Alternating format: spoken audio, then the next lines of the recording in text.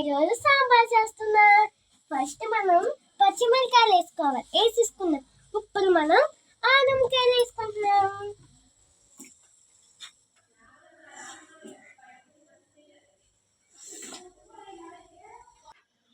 ఉల్లిపాయలు వేసేసుకుందాం. ఇప్పుడు టమాటాలు వేసుకుంటున్నాం.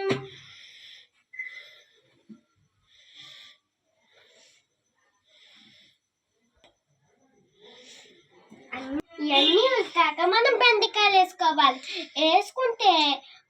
వేసుకుంటే మొత్తం విడిపోతాయి.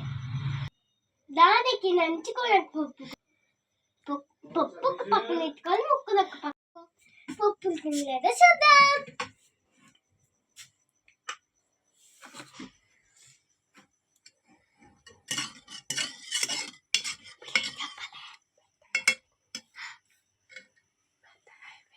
మెత్తగా